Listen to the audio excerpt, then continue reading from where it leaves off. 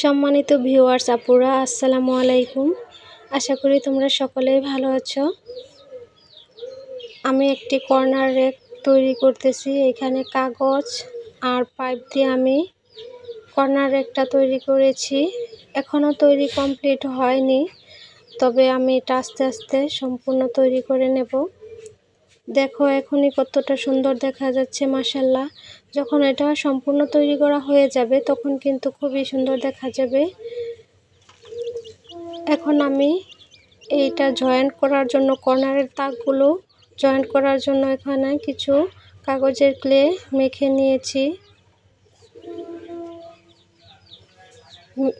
মেখে নেওয়ার পরে এই যে আমি পাইপগুলো এভাবে ধরে তিনটা ছিদ্রতে এভাবে লাগিয়ে নিয়েছি। যেহেতু এটা একা লাগানো সম্ভব নয়, সেজন্য আমার হাজবেন্ড আর আমার ছেলেকে সাথে নিয়েছি আমাকে হেল্প করার জন্য। এইভাবে করে আমি একটি একটি করে সবগুলো লাগিয়ে নেব। আর এখানে আমার 4টা তাক বানানো হয়েছিল, এখানে আরও একটি তাক লাগাতে হবে, নয়তো বা অনেকটা ফাঁকা ফাঁকা হয়ে যায়। সেজন্য আমি এটাকে আরও একটি তাক বানিয়ে জয়েন করে নেব। এই যে এখানে 4টা লাগিয়ে নিয়েছি। আর মাঝখানে আমি 2 লিটারের বোতল দিয়ে, যাতে করে সম্পূর্ণ সবগুলো তাক এক সমান সমান হয়, সেজন্য প্রত্যেকটা তাকের ভেতরে আমি 2 লিটারের একটি করে বোতল দিয়ে মেপে নিয়েছি। এখানে যার যার ইচ্ছে মতো তোমরা তাকগুলো বসাতে পারবে। ইচ্ছা করলে আরও চিপা চিপা করে লাগাতে পারবে, অথবা আরও অনেক ফাঁকা করে লাগাতে পারবে।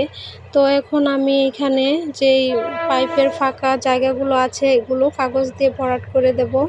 খুব ভালোভাবে চেপে চেপে ভরাট করতে হবে, যাতে করে পাইপটা নড়াচড়া না করে আর এটা কাগজের সাথে শক্ত হয়ে লেগে থাকে।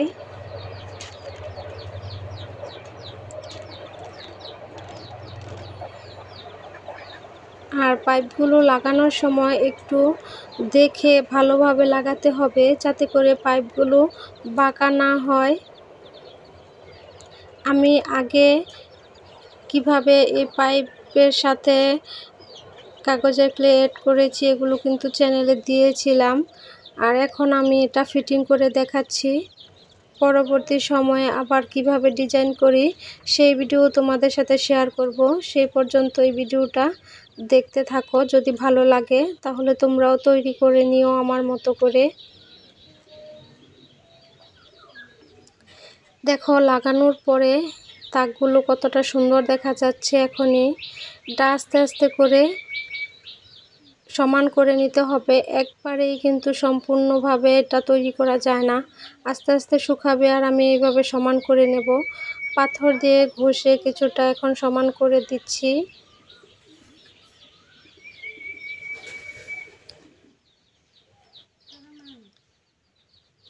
এই যে এইভাবে সুন্দর করে সাইড দিয়ে ঘষে ঘষে সমান করে দেব, যাতে করে এই কর্নারগুলো একদম সুন্দর মসৃণ দেখা যায়। অবশ্যই একটু একটু করে এখানে অ্যারারুটের মার লাগিয়ে নিতে হবে, বা ভাতের মার যেটাই হোক, নয়তোবা পাথর দিয়ে ঘষা দেওয়ার সময় কাগজগুলো উঠে চলে আসবে।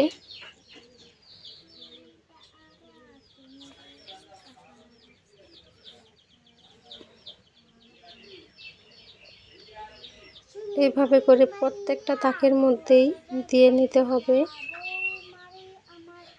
আর এখানে ইচ্ছা করলে একটি করে তাক লাগানোর পর শুকিয়ে গেলে আরেকটি লাগানো যাবে। আমি একবারই লাগিয়ে নিয়েছি।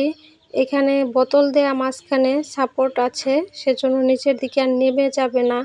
ইচ্ছা করলে রশি দিয়ে সাইড দিয়ে বেঁধে দিলেও নিচের দিকে নামবে না। তো যার যেমনভাবে সুবিধা ওইভাবে এই পাইপের দিক দিয়ে কিন্তু আমি কাগজ লাগিয়ে ফুল তৈরি করে নেব। এই সাইডটা দিয়েও ফুল তৈরি করব।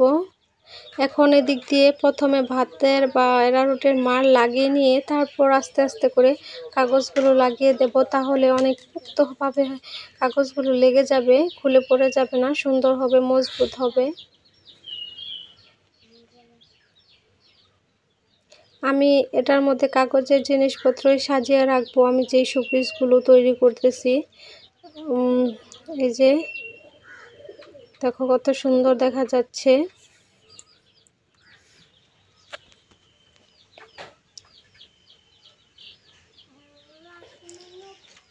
এই যে এখন আমি এদিক দিয়ে মাড় লাগিয়ে নিচ্ছি। মাড় লাগানোর পরে আস্তে আস্তে করে এই যে একটু একটু করে কাগজ নিয়ে আমি এখানে ফিনিশিংটা দিয়ে নেব। কোনো কিছুই তৈরি করার আগেই সুন্দর দেখা যায় না, যখন এটা পুরোপুরি কমপ্লিট করা হয়ে যায় তখন কিন্তু মাশাআল্লাহ দেখতে সুন্দর লাগে। আমার কাছে দেখতে অনেক ভালো লাগে। অনেকের হয়তো বা ভালো নাও লাগতে পারে যে এগুলো কাগজের জিনিস তৈরি করার কি দরকার, এসব ঝামেলা করে।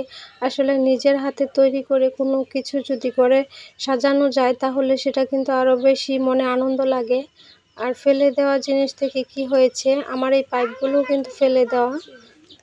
তারপর আমি ফেলে দেওয়া জিনিসগুলো কাজে লাগিয়ে এইভাবে বিভিন্ন রকমের জিনিসপত্র তৈরি করি, সুন্দর রূপ দিই, তাহলে সেটা তো দেখতে ভালো লাগারই কথা। অনেকেই পছন্দ করে। সেজন্য যারা ফেলে দেওয়া জিনিস দিয়ে এইভাবে কাজ করতে চাও, শিখতে চাও, তারা আমার ভিডিওগুলো অবশ্যই দেখবা।